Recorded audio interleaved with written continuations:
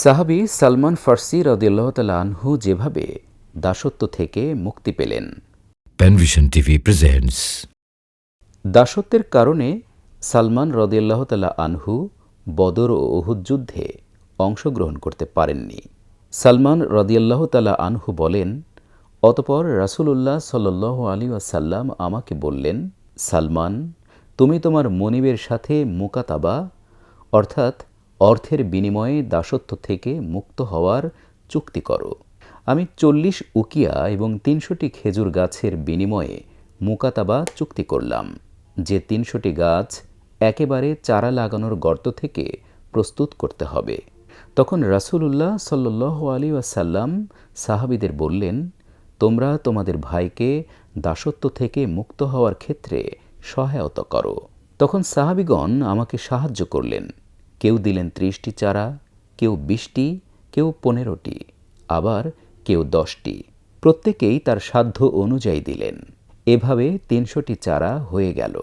রাসূলুল্লাহ সাল্লাল্লাহু আলাইহি ওয়াসাল্লাম বললেন, যাও, এগুলো লাগানোর জন্য গর্ত করো। এরপর আমাকে জানাবে, আমি নিজ হাতে চারাগুলো রোপণ করব। আমি গর্ত করলাম। সাথীরা আমাকে এতে সাহায্য করল। গর্ত করা শেষ হলে নবীজিকে জানালাম। তখন রাসূলুল্লাহ সাল্লাল্লাহু আলাইহি ওয়াসাল্লাম এসে নিজ হাতে চারাগুলো রোপণ করলেন।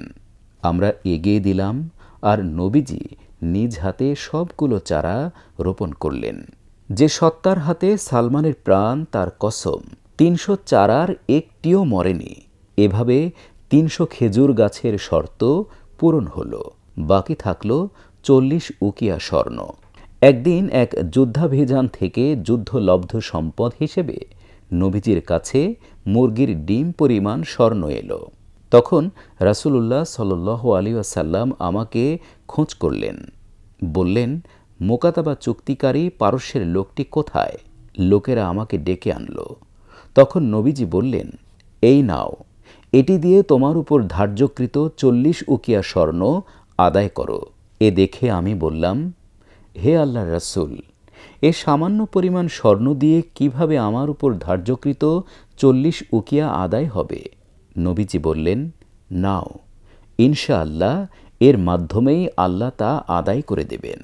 সালমান ফার্সি রাদিয়াল্লাহু তাআলা আনহু বলেন, আমি তা নিলাম এবং তাদের 40 উকিয়া আদায়ের জন্য ওজন দিলাম। যে সত্তার হাতে সালমানের প্রাণ, তার কসম, ওই ছোট্ট স্বর্ণ টুকরাটি 40 উকিয়া হল। এভাবে আমি আমার উপর ধার্যকৃত স্বর্ণও আদায় করলাম এবং দাসত্ব থেকে মুক্ত হলাম।